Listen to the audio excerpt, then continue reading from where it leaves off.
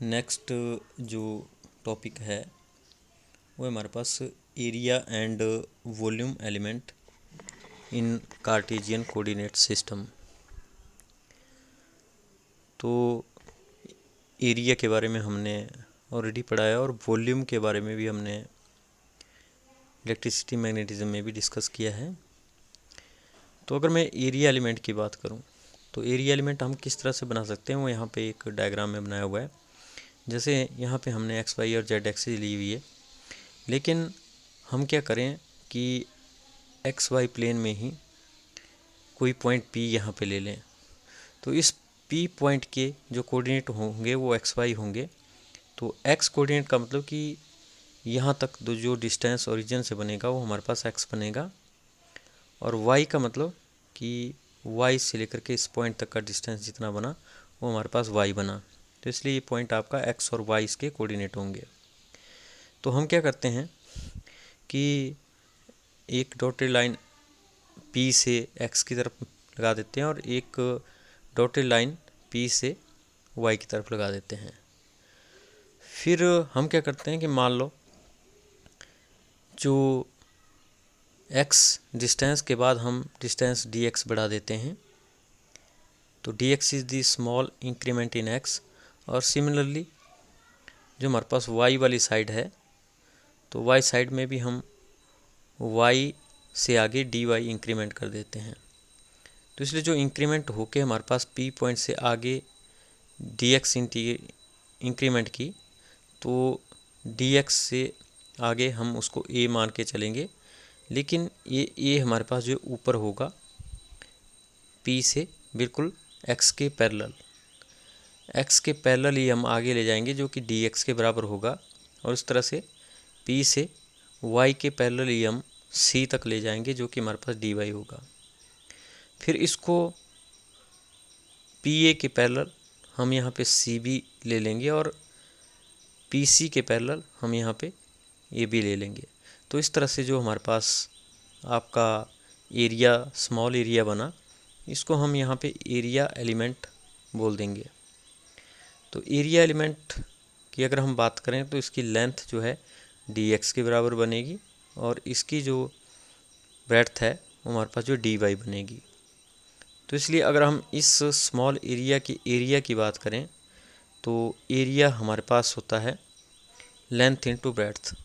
तो जो P A vector है वो एक्स की तरफ डायरेक्शन है इसकी पी ए की, तो इसलिए वेक्टर होगा डी एक्स इंटू आई। डी एक्स मैग्नीट्यूड है मतलब इसकी लेंथ है, और आई एक्स की तरफ यूनिट वेक्टर होता है, मल्टीप्लाई बाई डी वाई जे। तो डी वाई हमारे पास जो है वाई की तरफ है, तो इसलिए D Y into J will be vector P C और ए बी। तो इसलिए जो एरिया होगा लेंथ इंटू ब्रेड्थ हमारे पास यहाँ पे आ गया, इसको हम एरिया वेक्टर बोलेंगे। तो यहाँ भी हमने लेंथ वेक्टर और ब्रेड्थ वेक्टर यहाँ पे लिया। तो इसलिए डी एक्स डी वाई और आई क्रॉस जे जो कि हमारे पास के बराबर होता है। तो इसलिए जो वेक्टर एरिया होगा वो हमारे पास डी एक्स डी वाई के बना। इसका मतलब क्या हुआ कि जो एरिया हमारे पास बना है उसकी डायरेक्शन जेड की तरफ है, क्योंकि यहाँ पे के यूनिट वेक्टर है। तो अगर हम इस एरिया की डायरेक्शन की बात करेंगे तो इसकी डायरेक्शन जो है अलोंग जेड डायरेक्शन हमारे पास होगी, और इस एरिया का magnitude simple D X D Y हमारे पास होगा। तो हम क्या बोल सकते हैं कि D S equal to D S dot N. कोई भी एरिया वेक्टर होता है वो उसके मैग्नीट्यूड और उसके यूनिट वेक्टर की मल्टीप्लिकेशन के बराबर होता है। तो इसलिए यूनिट वेक्टर इससे हम निकाल सकते हैं, जो कि हमारे पास vector D S divided by magnitude of D S यहाँ पे आएगा। तो इसको अगर हम यहाँ पे करते हैं तो D S D X D Y into K है, और डी एस का magnitude D X into D Y है जो कि के है। तो यहाँ से हमें पता चल रहा है कि यूनिट वेक्टर की जो डायरेक्शन होगी एन की, मतलब जो एरिया वेक्टर का यूनिट वेक्टर है, तो उस यूनिट वेक्टर की डायरेक्शन जेड डायरेक्शन की तरफ होगी। इसलिए जो एक्स वाई प्लेन आप ले रहे हैं उसका एरिया निकाल रहे हैं, तो उस एरिया की डायरेक्शन जेड की तरफ होगी। फिर इसके बाद हम बात करेंगे वॉल्यूम एलिमेंट की। तो वॉल्यूम एलिमेंट जैसे कि हमारे पास एक पैरेललोपिपेड होती है अगर हम ऐसी पैरेललोपिपेड को लें यहाँ पे, तो उसकी 3 साइड हम यहाँ पे लेते हैं, एक बी, सी और ए। तो ए बी है और ये हमारे पास यहाँ पे सी है और ये हमारे पास ए है। तो इनसे हम एक पैरेललोपिपेड बनाते हैं। बी वेक्टर जो है आपका एक्स की तरफ है और सी वेक्टर हमारे पास जो है जेड की तरफ है और ए वेक्टर हमारे पास यहाँ पे वाई एक्सिस के अल्फ़ा एंगल पे है। तो जो बी क्रॉस सी है, तो बी क्रॉस सी हमें इस प्लेन का यहाँ पे एरिया देगा, लेकिन जो हमारे पास ए डॉट बी क्रॉस सी है वो हमें इस पैरेललोपिपेड का वॉल्यूम देगा। तो जैसे हमने इलेक्ट्रिसिटी मैग्नेटिज्म में पढ़ा है कि वॉल्यूम ऑफ द पैरेललोपिपेड जो होता है हमारे पास वो स्केलर ट्रिपल प्रोडक्ट के बराबर होता है, मतलब A dot B cross C. तो इसलिए volume of this parallelepiped will be this. लेकिन हम क्या करें कि इस पैरेललोपिपेड पे मान लो हमारे पास ये जो ओ पॉइंट है, जो यहाँ पे बी वेक्टर आया है, तो बी डायरेक्शन में भी हम स्मॉल इंक्रीमेंट एक्स की तरफ डी एक्स कर दें और वाई की तरफ डी वाई कर दें और जेड की तरफ डी जेड कर दें। तो इस तरह से जो हमारे पास स्मॉल वॉल्यूम एलिमेंट बनेगा वो हमारे पास D X D Y D Z यहाँ पे स्मॉल वॉल्यूम एलिमेंट बनेगा। तो यहाँ पे इस फिगर को एक्सटेंड करके नहीं बताया हुआ, उन्होंने सिंपली क्या किया हुआ है कि एक वॉल्यूम एलिमेंट ले लिया है जिसकी एक साइड डी एक्स है, एक डी वाई है और एक डी जेड है। तो मान लो ऐसे वॉल्यूम एलिमेंट का हम जो है पोजीशन वेक्टर अगर आर लेते हैं, तो consider a point P in the space whose Cartesian coordinates are X Y Z. तो इस पॉइंट पी पे जो कोऑर्डिनेट हमारे पास एक्स वाई जेड हैं और फिर हमने एक्स को डी एक्स से इंक्रीमेंट किया हुआ है, वाई को डी वाई से इंक्रीमेंट किया हुआ है और जेड को डी जेड से इंक्रीमेंट किया है। तो इंक्रीमेंट करने के बाद हमने फिगर को कंप्लीट किया। तो फिगर को कंप्लीट करने से यहाँ पे एक पैरेललोपिपेड हमारे पास बनती है। तो अगर हम वेक्टर आर यहाँ पे बोलें तो आर जो पोजीशन वेक्टर बनेगा वो हमारे पास एक्स आई plus Y J plus Z के बनेगा, क्योंकि इस पॉइंट पी के कोऑर्डिनेट एक्स वाई जेड हैं। तो ओरिजिन से लेकर के इस पॉइंट पी का पोजीशन वेक्टर आई एक्स प्लस जे वाई प्लस के जेड होगा। और अगर हम डी आर की बात करें तो D R will be the small increment in R and this small increment in R is due to increment in D X, increment in D Y, increment in D Z. That's why D R will be D X I D Y J plus D Z K. तो ये जो are है ये तीनों direction में increment लेगा, x direction में भी, वाई डायरेक्शन में भी, जेड डायरेक्शन में भी।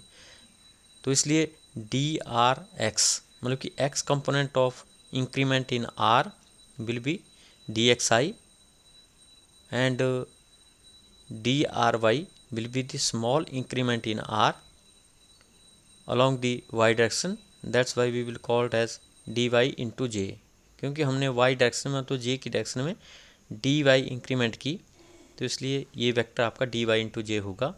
उसी तरह से z डायरेक्शन में भी हम जो है इंक्रीमेंट करेंगे स्मॉल, तो डी जेड कर रहे हैं इंक्रीमेंट, तो k डायरेक्शन में है, तो इसलिए D R Z will be D Z into के। तो ये जो स्मॉल वॉल्यूम एलिमेंट हमारे पास यहाँ पे बना, इसका जो वॉल्यूम होगा that will be again A dot B cross C. लेकिन ए जो पहला वेक्टर वो है हमारे पास D X I is the first vector and D Y J is the second vector and D Z K is the third vector, that is A B C. तो volume of the element is A dot B cross C. तो इसलिए यहाँ पे या D X D Y D Z बनेगा, लेकिन साथ में बचेगा हमारे पास आई डॉट जे क्रॉस के। तो जे क्रॉस के हमारा आई के बराबर होता है, तो आई डॉट आई हमारे पास जो 1 बनेगा, इसलिए जो वॉल्यूम एलिमेंट हमारे पास बनेगा that will be D X D Y D Z. तो इसलिए जो स्मॉल वॉल्यूम एलिमेंट हमारे पास हमने यहाँ पे लिया, इसका जो वॉल्यूम होगा वो डी एक्स डी वाई और डी जेड के बराबर हमारे पास होगा। तो अब एक प्रॉब्लम यहाँ पे दी हुई है कि हमारे पास 3 वेक्टर दिए हुए हैं A B C component form में। और ये तीनों ही जो हैं पैरेललोपिपेड की साइड्स, हमने इनको बोला हुआ है तीनों वेक्टर को। तो बोलता कि इसमें हमने दो चीज़ें निकालनी है, एक तो area of the parallelepiped formed by B and C. तो ये जो लास्ट के दो वेक्टर हैं इनके कारण जो एरिया आपका बनेगा उसका एरिया आपने निकालना है। बी और सी पैरेललोपिपेड की साइड हैं, तो बी और सी से हमारे पास एक एरिया बनेगा, तो वो एरिया हमने निकालना है। और साथ में जो इन तीनों साइड से एक पैरेललोपिपेड बनेगी उस पैरेललोपिपेड का वॉल्यूम भी निकालना है। तो हमें पता है कि एरिया दो साइड हमें दी हुई है बी और सी, तो एरिया कैसे निकालेंगे, बी क्रॉस सी।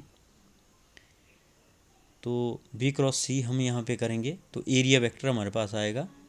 तो यहाँ पे हम देखते हैं कि पहले तो हम बी क्रॉस सी के लिए आई जे के लिखते हैं, फिर हम बी के कंपोनेंट दूसरी रो में लिखते हैं और सी के कंपोनेंट तीसरी रो में। तो बी के कंपोनेंट हमने 2 3 -1 ये पहली रो में लिखे और सी के कंपोनेंट -1 4 3 जो है तीसरी रो में लिखे। अब इस डिटर्मिनेंट को जब हमने सॉल्व किया तो हमारे पास एक वेक्टर आएगा, क्योंकि B cross C is a vector. तो ये वेक्टर हमारे पास क्या आया, 13i - 5j + 11k। तो अगर हम एरिया की बात करेंगे, मतलब कि ये एरिया वेक्टर है उसके मैग्नीट्यूड की बात, तो एरिया ऑफ द पैरेललोपिपेड जो हमारे पास बी और सी साइड से एरिया बनेगा उसका मैग्नीट्यूड अगर हमने निकालना है तो हम इस बी क्रॉस सी का मैग्नीट्यूड निकालेंगे। तो बी क्रॉस सी का मैग्नीट्यूड 13 का स्क्वायर + 5 का स्क्वायर प्लस -5 का स्क्वायर + 11 का स्क्वायर का अनरूट। तो इसको हम निकालेंगे तो हमारे पास 17.74 यूनिट्स यहाँ पे आ जाएगा। और फिर अगर हमने वॉल्यूम निकालना है तो वॉल्यूम हमारे पास जो है पैरेललोपिपेड का होता है ए डॉट बी क्रॉस सी। तो बी क्रॉस सी वेक्टर हमने निकाला हुआ है पहले 13i - 5j + 11k। तो इस केस में हमारे पास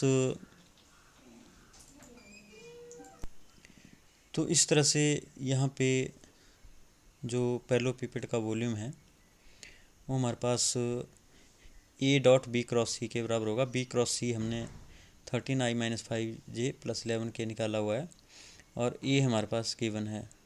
तो दोनों की डॉट प्रोडक्ट हमारे पास एक स्केलर आएगा, दो वेक्टर की डॉट प्रोडक्ट हमारे पास स्केलर होता है। तो इसलिए हमारे पास 3 × 13 39 -4 × -5 + 20 और 5 × 11 55 114 यूनिट्स हमारे पास जो है इसका वॉल्यूम आ जाएगा।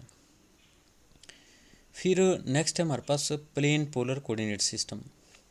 तो अभी तक तो हमने सिंपल कार्टेशियन सिस्टम के बारे में पढ़ा था, जिसमें कि हम एक्स वाई और जेड एक्सिस लेते हैं अगर 3 डायमेंशन है, और एक्स और वाई लेते हैं अगर 2 डायमेंशन है।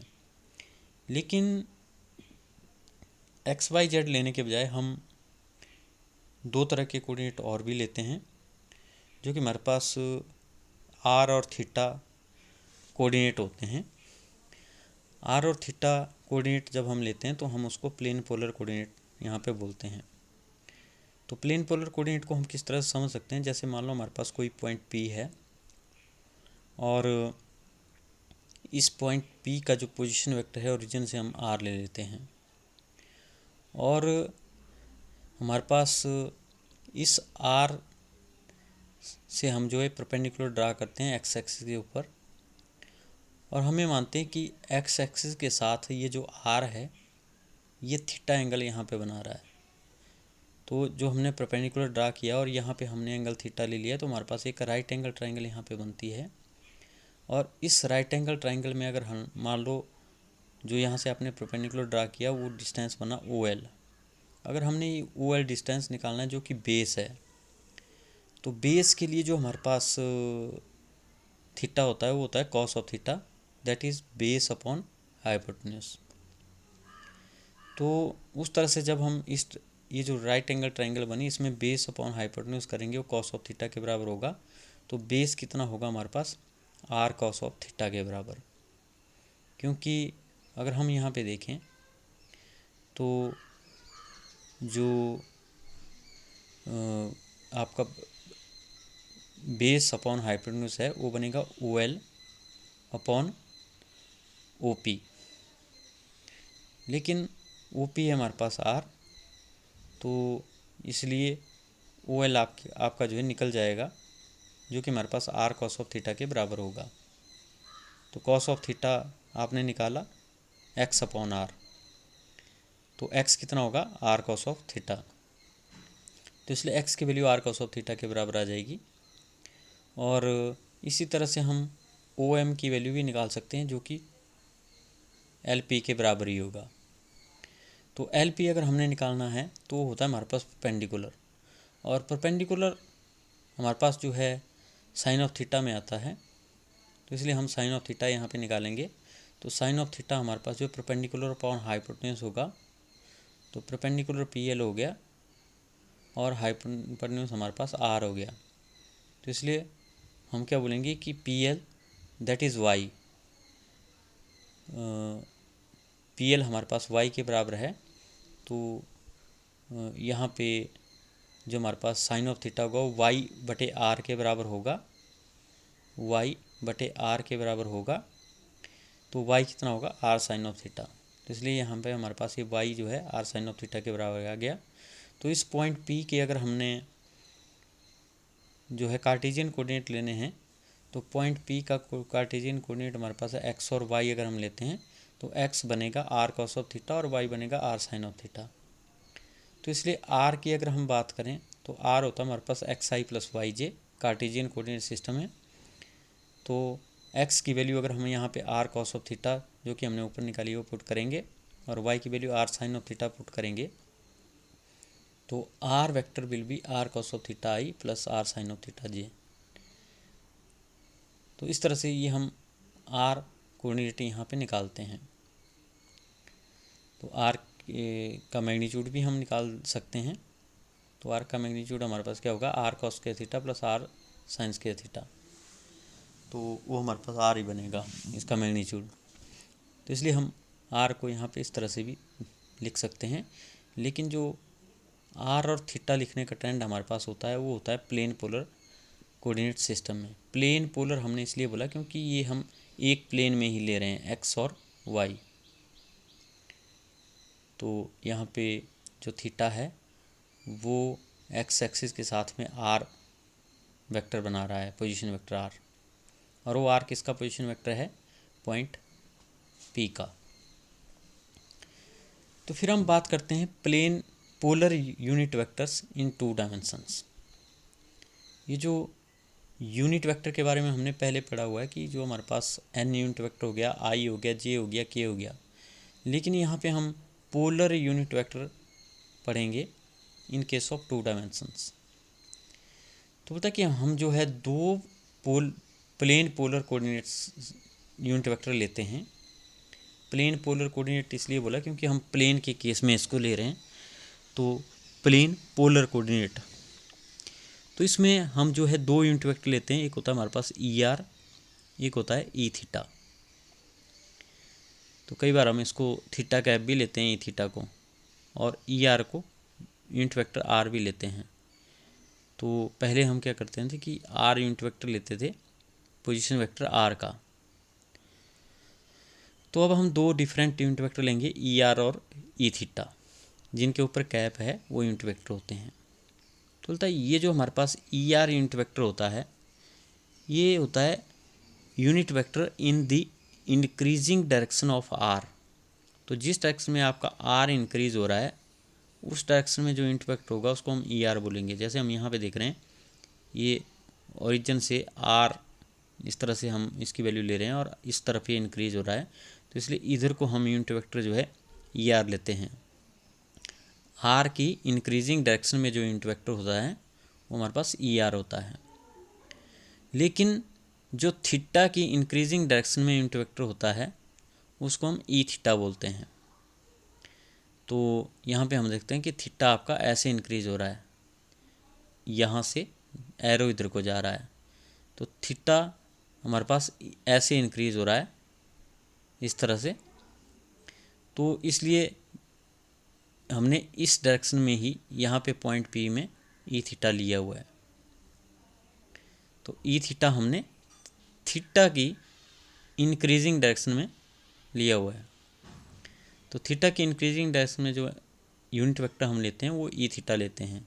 और यहाँ पे हम देख रहे हैं कि ई आर और ई थीटा के दूसरे के परपेंडिकुलर हैं, तो ये दोनों परपेंडिकुलर डायरेक्शन में दोनों यूनिट वेक्टर होते हैं। जैसे आई और जे के एक दूसरे के परपेंडिकुलर होते हैं, उस तरह से ये ई आर और ई थीटा भी एक दूसरे के परपेंडिकुलर होते हैं, और इसको हम मैथमेटिकली प्रूव भी करेंगे आगे। तो अब नेक्स्ट है हमारे पास कि हमने ई आर यूनिट वेक्टर के लिए एक्सप्रेशन ड्राइव करना है। जो यूनिट वेक्टर हम आर की इंक्रीजिंग डायरेक्शन में लेते हैं उसके लिए हमने एक्सप्रेशन ड्राइव करना है। तो जैसा कि हमने अभी पढ़ा कि e r is the unit vector in increasing direction of r. तो इसको हम अगर यहाँ पे लें तो हम क्या बोलेंगे कि vector r equal to magnitude r into unit vector. तो इसलिए यूनिट वेक्टर क्या बनेगा, unit vector e r equal to position vector r divided by r. तो यहीं से ही हमने यूनिट वेक्टर निकाला, आर को बटे में ले गए।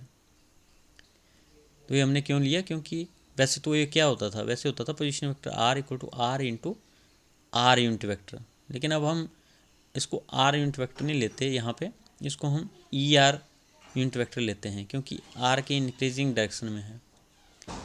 तो इसलिए यहाँ पे अगर हम आर की वैल्यू निकालें जो अभी हमने पीछे निकाली, तो आर की वैल्यू हमारे पास होती है प्लेन में, वो होती है हमारे पास R cos theta I plus R sine theta J.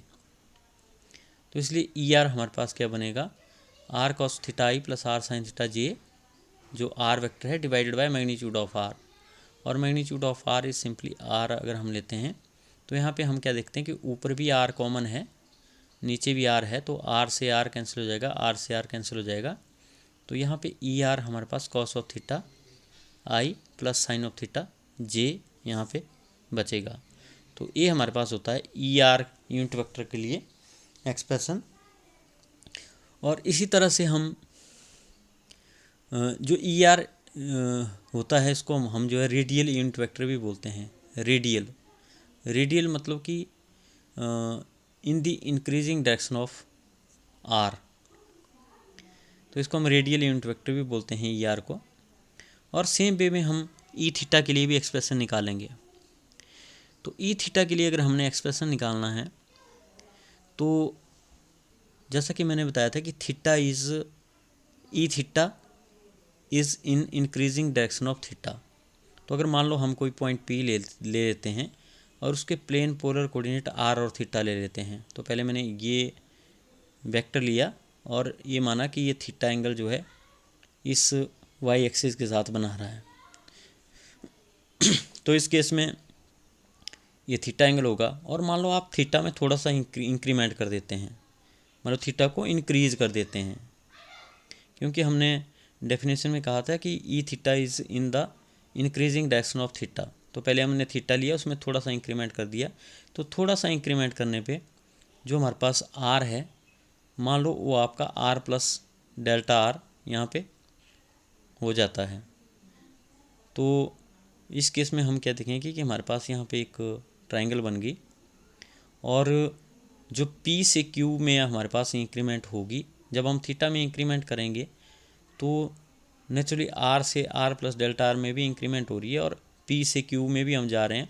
तो हमें मान लेते हैं कि थीटा में इंक्रीमेंट करने की वजह से आर में इंक्रीमेंट जो हुई वो डेल्टा आर हमारे पास हुई। तो डेल्टा आर इंक्रीमेंट हमारे पास हुई, तो आर का पोजीशन वेक्टर हम लेते थे R equal to R cos theta I plus R sine theta J. तो आर प्लस डेल्टा आर हमारे पास कितना होगा, that will be R cos of theta plus delta theta into I plus R sine of theta plus delta theta. क्योंकि increment करने पे क्या हुआ, आर बन गया आर प्लस डेल्टा आर, तो इसलिए आर की जगह हमने लिखा आर प्लस डेल्टा आर। और जो हमारे पास cos of theta, R cos of theta, तो थीटा यहाँ पे बन गया हमारे पास थीटा प्लस डेल्टा थीटा। तो जब आप क्यू पॉइंट पे गए तो थीटा जो है डेल्टा प्लस डेल्टा थीटा बन गया, और उस तरह से आर साइन ऑफ थीटा, तो r sine of theta plus delta theta.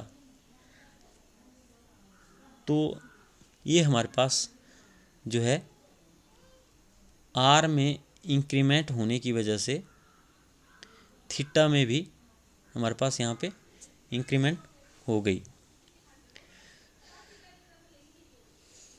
तो अब हम क्या करते हैं कि डेल्टा आर की वैल्यू अगर हमने निकालनी है तो हम इस 2.21 इक्वेशन से 2.20 माइनस कर देंगे, मतलब r plus delta r minus r will be give us delta r, क्योंकि आर से आर माइनस हो जाएगा तो सिर्फ डेल्टा आर ही हमारे पास बचेगा। और राइट साइड में R cos of theta plus delta theta minus R cos of theta, और R sine of theta plus delta theta minus R sine of theta. तो जब हम ऐसा करेंगे तो इस तरह से हमारे पास डेल्टा आर की वैल्यू यहाँ पे आ जाएगी। तो जो कॉस थीटा वाले हैं उनको हम इकट्ठा करेंगे, जो साइन थीटा वाले हैं उनको हम इकट्ठा करेंगे। तो यहाँ पे मतलब आई वाले हमने इकट्ठा किए, जे वाले इकट्ठा किए, और आर सभी में कॉमन है तो आर आपने बाहर ले लिया। तो cos theta plus delta theta minus cos theta I plus R sine theta theta plus delta theta minus sine theta into J. लेकिन ये जो थीटा में इंक्रीमेंट हमने ली ये बहुत कम ली, लगभग हम बोल सकते कि अब जीरो को अप्रोच कर रही है वो इंक्रीमेंट। तो इसलिए साइन ऑफ जीरो हमारे पास जो जीरो होता है, लेकिन ये जीरो नहीं है एग्जैक्टली, लेकिन थोड़ी सी इंक्रीमेंट है। तो जैसे साइन ऑफ जीरो जीरो होता है वैसे ही sine of small increment will be small increment. तो sine zero equal to zero मतलब small delta sine delta theta equal to delta theta. तो जीरो जीरो के बराबर है, तो वैसे ही डेल्टा थीटा के बराबर होगा जब हम साइन लेंगे। तो sine delta theta is nearly equal to delta theta.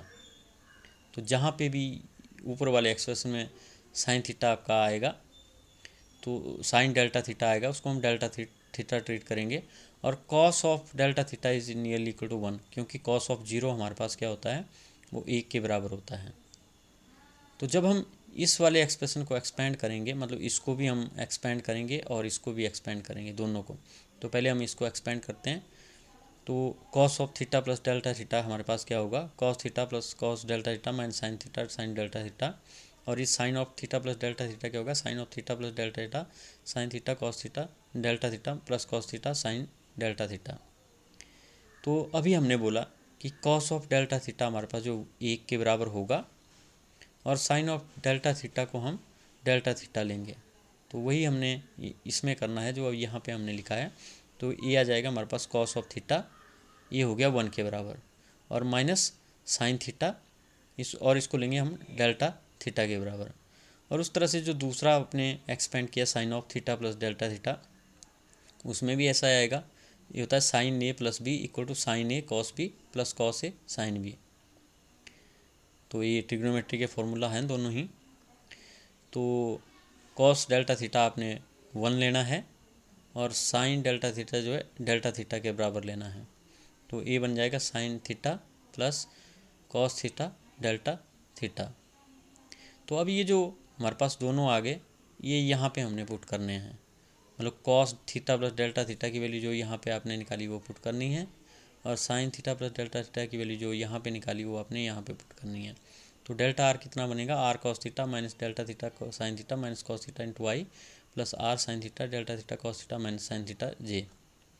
तो यहाँ पे कॉस थीटा से कॉस थीटा कैंसिल हो जाएगा, यहाँ पे minus R delta theta sine theta बचेगा, और यहाँ पे भी साइन थीटा से साइन थीटा माइनस हो जाएगा। तो यहाँ पे डेल्टा थीटा कॉस थीटा यहाँ पे बचेगा। तो डेल्टा आर हमारे पास जो इतना आ गया, डेल्टा थीटा दोनों में कॉमन है आर डेल्टा थीटा, और यहाँ पे बच गया minus sine theta I plus cos theta J. तो अगर हम इसका मैग्नीट्यूड निकालें, ये हमारे पास एक वेक्टर आ गया,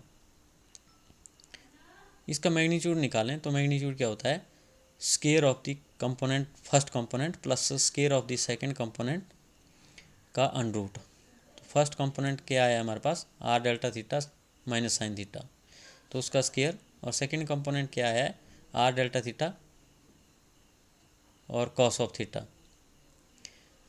तो इसका भी स्क्वायर करेंगे तो हमारे पास दोनों का स्क्वायर करके अंडर रूट ले लेंगे तो हमारे पास ये माइनस का स्क्वायर भी प्लस होता है। तो यहाँ पे r square sine square theta delta theta का स्क्वायर, तो sine square theta plus cos square theta यहाँ पे बचेगा अंदर, और आर स्क्वायर डेल्टा थीटा का स्क्वायर बाहर आ जाएगा हमारे पास। तो sine square theta plus cos square theta 1 होता है, तो इसलिए यहाँ पे बचेगा आपके पास आर डेल्टा थीटा, क्योंकि आर स्क्वायर डेल्टा थीटा का स्क्वायर ये डेल्टा थीटा का होल स्क्वायर है, यहाँ पे ब्रैकेट होगी डेल्टा थीटा का होल स्क्वायर। तो यहाँ पे हमारे पास आर डेल्टा थीटा बचेगा। तो हमने डेल्टा आर वेक्टर भी निकाला और डेल्टा आर का मैग्नीट्यूड भी निकाला। तो डेल्टा आर क्या है, आर में इंक्रीमेंट। तो बोलता है कि डेफिनेशन के according E theta is the unit vector in the increasing direction of theta. तो अगर हम यहाँ पे देखें इस डायग्राम में, आप थीटा को इस डायरेक्शन में इंक्रीज कर रहे हैं, तो यहाँ पे जो डेल्टा आर है वो भी आपका इसी डायरेक्शन में ही इंक्रीज हो रहा है। मतलब जिस डायरेक्शन में आपका थीटा इंक्रीज कर रहे हैं आप, उसी डायरेक्शन में ही ये दोनों पैरेलल हैं, इधर को और ये इधर को। तो हम क्या बोलेंगे कि increasing direction of theta is same as that of the increasing direction of the delta are. तो इसलिए हम क्या बोलेंगे कि ई थीटा होता है unit vector increasing direction of the E theta, increasing direction of the theta. तो इसलिए increasing direction of the theta वो होती है हमारे पास increasing direction of delta are. तो इसलिए जो यूनिट वेक्टर थीटा की इंक्रीजिंग डायरेक्शन में होगा वही यूनिट वेक्टर डेल्टा आर की इंक्रीजिंग डायरेक्शन में भी होगा, क्योंकि delta R is parallel to increasing direction of theta. तो इसलिए हम क्या बोलेंगे कि E theta will be delta R divided by delta R का मैग्नीट्यूड। तो डेल्टा आर की डायरेक्शन और ई थीटा की डायरेक्शन या थीटा की डायरेक्शन वो हमारे पास सेम होगी, तो इसलिए उनका यूनिट वेक्टर भी सेम होना चाहिए। तो अगर हम डेल्टा आर के यूनिट वेक्टर की बात करें, तो अगर हम इसको डेल्टा आर यूनिट वेक्टर लेंगे तो वही यूनिट वेक्टर ई थीटा की डायरेक्शन को भी बताएगा। तो इसलिए e theta unit vector will be same as that of the unit vector of delta are. तो इसलिए ये हमारे पास कितना बनेगा, डेल्टा आर की वैल्यू आप यहाँ पे पुट कीजिए और नीचे डेल्टा आर का मैग्नीट्यूड। तो जब ये हमारे पास यहाँ पे कटेंगे तो ई थीटा हमारे पास यहाँ पे आ जाएगा minus sine theta plus cos of theta into J. तो ये एक्सप्रेशन कई बार ड्राइव करने के लिए एग्ज़ाम में आता है कि drive the expression for the unit vector e are and E theta. और फिर मैंने बात की थी कि ये ई आर और ई थीटा एक दूसरे के परपेंडिकुलर होते हैं, तो इनको हम मैथमेटिकली भी ड्रा कर सकते हैं। ई आर की वैल्यू अभी हमने निकाली है cos theta I plus sine theta J, E theta की वैल्यू निकाली है minus sine theta I plus cos theta J. तो इनकी दोनों की डॉट प्रोडक्ट अगर हम लेते हैं तो डॉट प्रोडक्ट इनकी जो 0 आती है। तो कैसे, cos theta I plus sine theta जे हो गया हमारे पास ई आर, इसकी डॉट प्रोडक्ट लिया आपने ई थीटा के साथ में, तो दोनों की डॉट प्रोडक्ट लिए तो आई वाले हम मल्टीप्लाई करते हैं, जे वाले हम मल्टीप्लाई करते हैं, उनको ऐड करते हैं। तो ये हो गया हमारे पास minus sine theta cos theta और एक plus sine theta cos theta, तो जो कि 0 बनेगा। तो इसलिए ये मैथमेटिकली हमने यहाँ प्रूव किया कि ई आर और ई थीटा जो है एक दूसरे के परपेंडिकुलर डायरेक्शन में होते हैं। तो यहाँ पे भी हम देख सकते हैं कि ई आर आपने इधर को लिया है तो ई थीटा बिल्कुल इसके परपेंडिकुलर है। तो ई थीटा होता है unit vector in the increasing direction of the theta और ई आर यूनिट वेक्टर होता है in the increasing direction of are.